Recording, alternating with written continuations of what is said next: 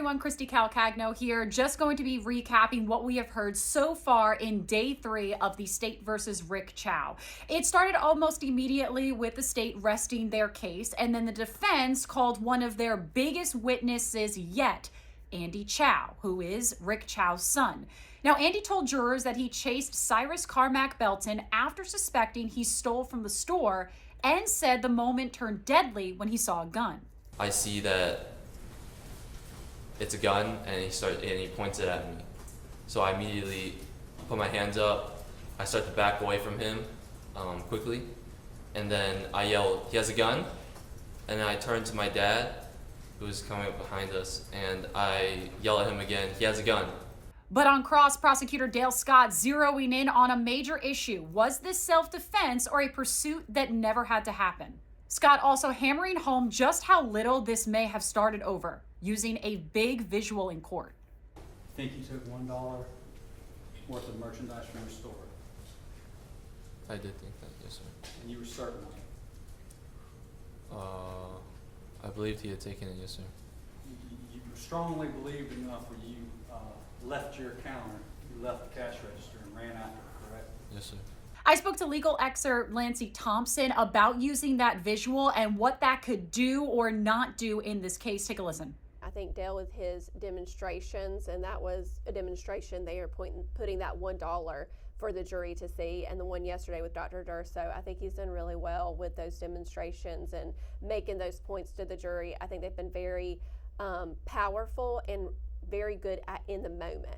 And then came one of the sharpest exchanges of the morning. Take a listen. But you remember when you exited the store with your father after the 14-year-old boy?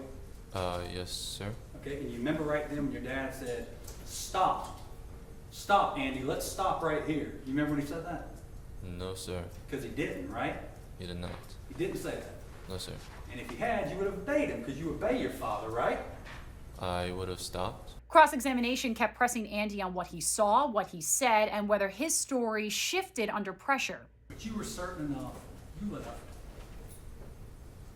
with your dad. And you ran after that boy. You were that certain that he had stolen it, were you not? I believed it, and when he ran, that's when I really believed that he had stolen something. And you were dead wrong, weren't you? I did learn that afterwards.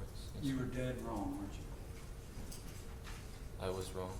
He has no other answer to that. He has to point out that he was wrong, and the defense can use that. Like, yes, he was wrong.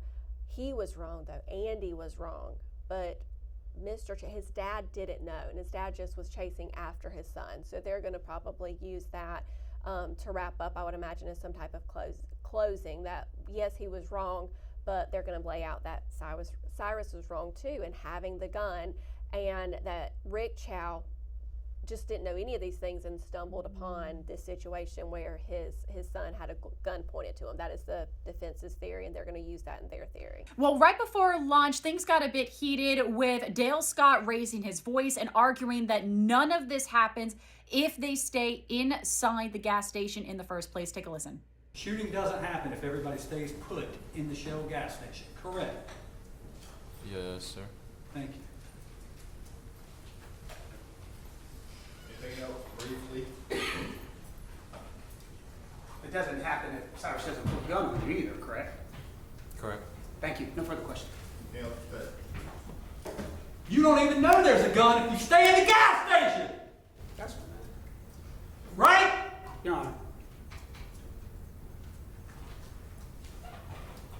You don't know he's got a gun if you stay put in the Shell gas station, correct? Yes, sir. I'm correct. Yes, sir. Thank you. Lunch is happening right now, but of course, continue to follow us as we bring you the very latest inside that courtroom.